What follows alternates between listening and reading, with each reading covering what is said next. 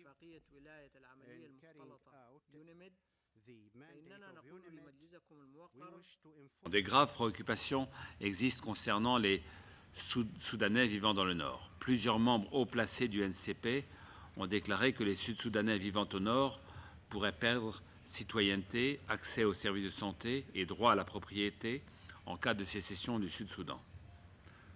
Pendant ce temps, au Sud-Soudan, de nombreux rapports font état d'intimidation de la part de l'armée populaire de la libération du Soudan, le SPLA, sur les groupes en faveur de l'unité du pays.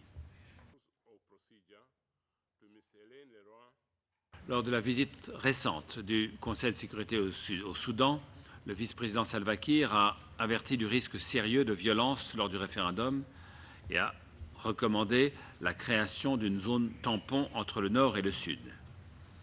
Cela a suscité, comme chacun le sait, beaucoup de questions sur un possible renforcement d'AMINUS, particulièrement le long de la frontière. Nous sommes en train d'étudier plusieurs options pour accroître la présence de l'AMINUS dans les zones à haut risque le long de la frontière, particulièrement les zones traditionnelles de migration ou celles où des mouvements de population pourraient avoir lieu. As the attention of the international community increasingly turns to the impending referendum, we must not lose focus of the acute challenges remaining in Darfur. Since our previous report on Darfur, there has been a decrease in the number of armed confrontations between parties to the conflict. However, intermittent clashes have continued between the Sudanese armed forces and the JEM in North and South Darfur, as well as between the Sudanese armed forces and forces loyal to SLM Abdul Wahid in Jebel Mara. These clashes have inflicted a humanitarian toll on the civilian population. The challenges ahead are multiple and grave. With respect to the referendum, time is running out for resolution of the many outstanding issues.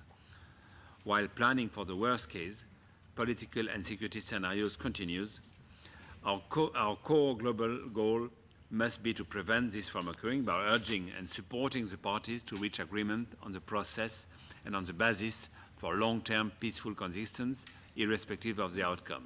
Et du mandat de la MINUS pour soutenir le processus référendaire, les استمعنا للسيد وكيل الأمين العام يتحدث عن خيارات لدعم عملية يونيمس في ضوء التطورات المرتقبة، ولعلنا استمعنا إليه يتحدث عن خيار زيادة القوات. وفي هذا الخصوص أقول أن الحل الأمثل هو مساعدة الأطراف للتوصل لحل مرضي للمسائل العالقة،